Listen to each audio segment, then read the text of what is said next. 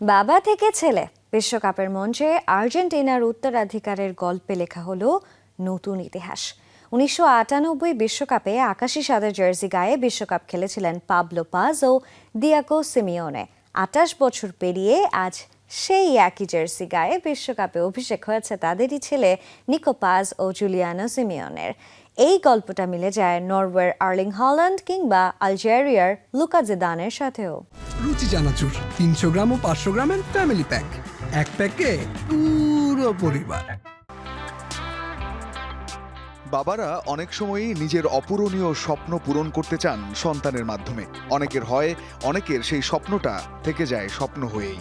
Argentine সাবেক দুই footballer Pablo পাজ আর Diego Simeone এক্ষেত্রে নিজেদের ভাগ্যবান ভাবতেই পারেন। তারা যেমন বিশ্বকাপ ফুটবল খেলেছেন, তাদের সন্তানরাও খেলছেন এবারের বিশ্বকাপ, নিকো পাজ ও জুলিয়ান সিমিওনে। ১৯৯৮ বিশ্বকাপে আর্জেন্টিনার জার্সিতে খেলেছিলেন ডিফেন্ডার পাবলো পাজ। একই বিশ্বকাপে খেলেছিলেন আর্জেন্টিনার আরেক কিংবদন্তি মিডফিল্ডার দিয়েগো সিমিওনে। সিমিওনে অবশ্য খেলেছেন ১৯৯৪, ১৯৯৮ ও ২০০২ টানা ৩ বিশ্বকাপে। ছিলেন আর্জেন্টিনার হয়ে সবচেয়ে বেশি ম্যাচ খেলা ফুটবলারও। সেখানে পাবলো খুব বেশি ম্যাচ খেলার সুযোগ পাননি। ১৪ ম্যাচেই থেমেছে তার আন্তর্জাতিক ক্যারিয়ার। এর মধ্যে ১২টাই খেলেছেন সিমিওনের সাথে।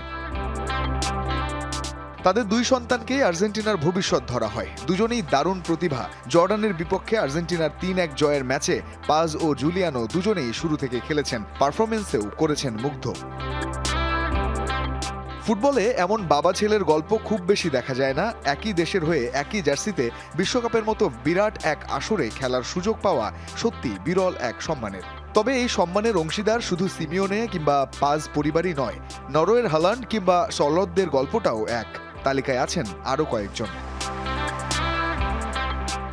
১৯৯৪ বিশ্বকাপে নরওয়ের হয়ে খেলেছিলেন আলফিং হল্যান্ড, গোরান সলদ এবং এরিক থর্সভেদ। এই বিশ্বকাপে খেলছেন তাদের ছেলে আর্লিং হল্যান্ড, আলেকজান্ডার সলদ, ক্রিস্টিয়ান থর্সভেদ। ফ্রান্সের বিশ্বকাপজয়ী তারকা জিনেদিন জিদানের ছেলে লুকা জিদান খেলছেন আলজেরিয়ার হয়ে। জিদানের সাথে বিশ্বকাপ জেতা লিলিয়ান থুরামের ছেলে মার্কাস থুরাম বিশ্বকাপ খেলছেন ফ্রান্সের হয়ে। রঞ্জন শান্ত, যমুনা স্পোর্টস।